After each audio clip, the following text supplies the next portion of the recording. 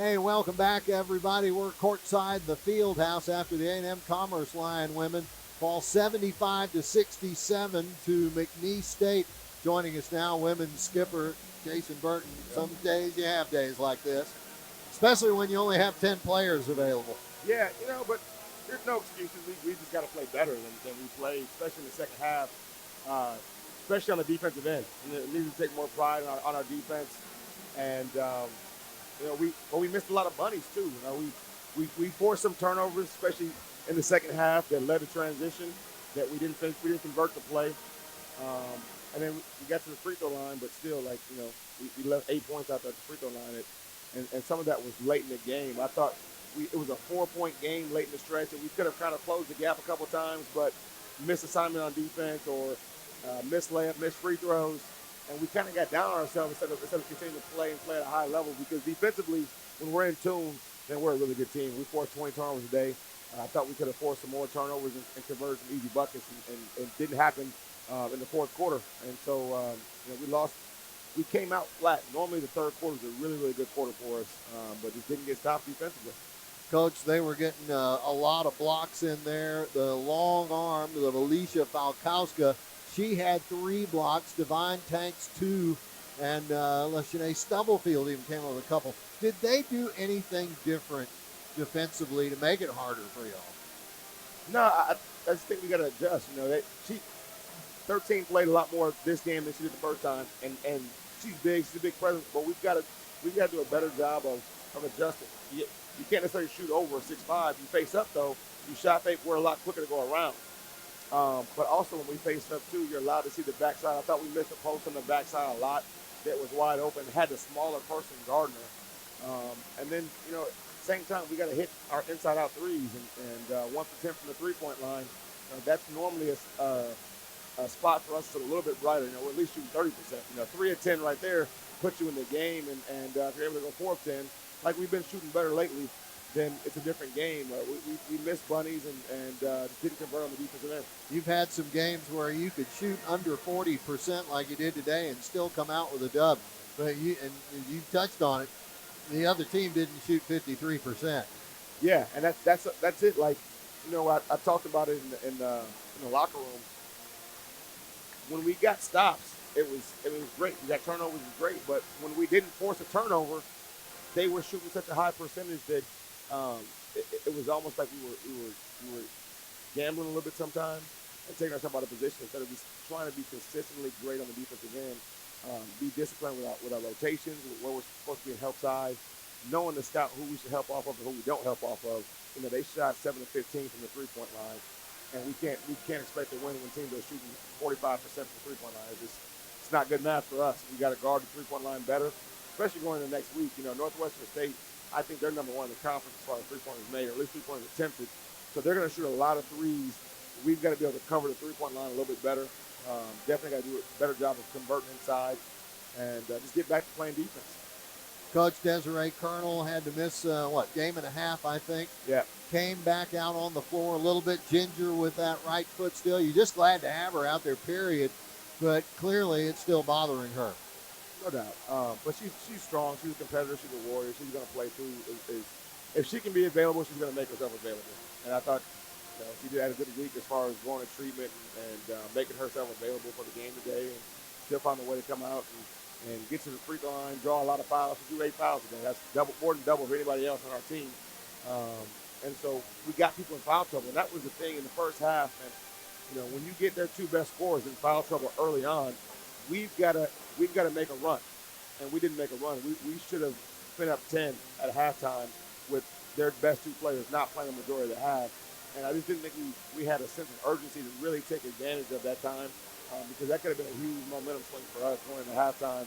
Instead, we were up 2, and it wasn't our best half, that first half. And so when they came back out, they came back out. They're juiced, they're ready to play, and they played a much better second half because they had the best players back on the floor.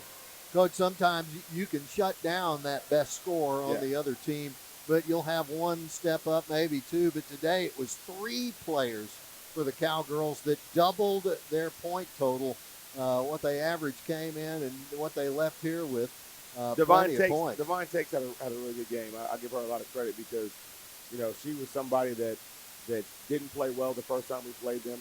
Um, it was all about their guards and their ability to shoot three, which they did that well, but she took advantage of her one-on-one opportunities. She took advantage of her time around the basket. She finished at a high percent, 7 of 13 from her, and her being aggressive. That was a big difference in the game from the first time we played them to this time. And we didn't make that adjustment as far as making her shot more difficult, getting her a little bit further away from the basket like we should have. And but hats off to her. She converted, she finished plays, and played really well for them. Jasmine Payne gave you 10 minutes today. Coach, she came out, looked like she was going to have a really good start, made some good plays on the defensive end first, then got a basket, but then where did she go? It had to be defense. Yeah, I thought across the board, we didn't guard at a high enough level. And when you look down the stretch, we kind of went with our best pressing lineup in the fourth quarter was we wanted to speed them up a little bit. We felt like it was a team that really turns the ball over, and Mia Deck, Liv, and Dory do such a great job in the press and being able to switch a lot of things to be long and get deflections. And they did that. Just we didn't convert and transition when we got our breaks and got our transition opportunities. And we need to be better in that area. When we get those steals and we got 2-on-1, 3-on-2s, we got to convert. And I just thought we were a little softer than normal. Like we were soft today. You look at some of the plays we made. We got 1-on-1 or 2-on-1 breaks and we're pulling up with 17-foot jump shots versus go attack the basket. And a lot of those times when we pulled up for jump shots, we're in the bonus. And we could have got to the free throw line, could have set up a press again. And it's not going to be easy to run through any league. And I thought we kind of expected this game to be an easier game, and that was our approach. Our approach has to be better next week. We can't take anybody lightly. It's always hard to beat a team twice, and we got to make sure that we do a better job of defending the field house next week and go out and get 2 wins. Dorian Norris, we saw her play again today. Man, she came out and was just flying to the basket. Did a lot of her scoring in a short period of time. Is there anybody better at getting that bank just the way she wants it to work? Well, we needed that in the second half. She did a great job in the first half. I thought she came out with aggressive, got good looks, got some, just made some good plays, but still made some good plays defensively. And that's somebody that we've got to continue to get her confidence and continue to be somebody that can get scoring from that we can get scoring from her. But we just we've got to score the ball better in a game like this. But also, teams shouldn't score 75 points versus us, especially in the field house. And so I continue to say I'm proud of the defensive effort that she gave us. But as a team, we've got to collectively be better defensively. Coach, now that we're in Division I, is there any more importance put sometimes on the scoreboard watching and the opportunities that arise? You have no control on what's going on in the other game, but Southeastern doing you a favor winning at home over A&M Corpus Christi, and that result known long before this one was over, but that's never part of a conversation with your team. I didn't know until you just told me that they won. Oh, okay. So, what that does now is it puts us tied for second again. No, you're half game back. We're back. We're third now. Right. Because they won. We didn't play Nichols on Thursday and have a chance to get that win. And so, it definitely helps, but also it's not a 3-team race. It's wide open for a lot of teams. Lamar can make a run. I don't know what they did today, but they just beat McNeese handedly on Thursday, and they're a team that can make a run and beat some people because they still, I think, play Southeastern and Corpus at some point. And they're beating Lamar, or Lamar's beating Northwestern State right now. And so we just got to worry about us. The Demons seem to be a lot like these Cowgirls. They do their winning at home and not much on the road, but you got to watch out. The Cowgirls got us here. Yeah. So the thing, it's wide open for us. So it doesn't matter what the scoreboard with everybody else. If we win our games, we can win the league because we play Corpus twice. Right. And we still play Southeastern at home. Right. And again, it goes back to the field house. This has got to be a place for us that is so good that we protect the field house.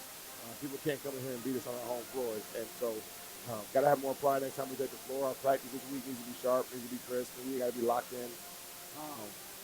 We'll come back next week and we'll play through the games with Northwestern State and keep ourselves in contention for the title. To have back-to-back games against the same team like that in your regular season schedule, it's a little bit different even from the old Lone Star Conference days.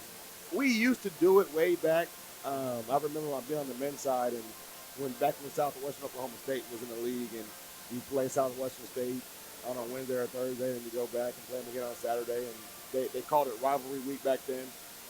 But everybody did it at the same time. It wasn't just one team. And Sure. we've had that a couple of times throughout the league. Our teams have already played there twice in 1 week. It's tough. It's tough to beat a team twice, and it makes the scout easy. You know, Friday's all about just making the adjustments, right? And so it's not necessarily about watching more games from or anything like that. You're only watching that one game, and you're making adjustments, and got to go out and play 8 really good quarters next week, and find a way to get 2 wins. All right, man. Well, we'll see if we can get back on the winning track next week. Yes, sir. I know you get ready. Thank you so much. Appreciate it. Jason Burton, head coach of your A&M-Commerce Lion women. Hey, Lions up, folks. The men's game will be teeing off here in less than 5 minutes on your station, 88.9 KETR.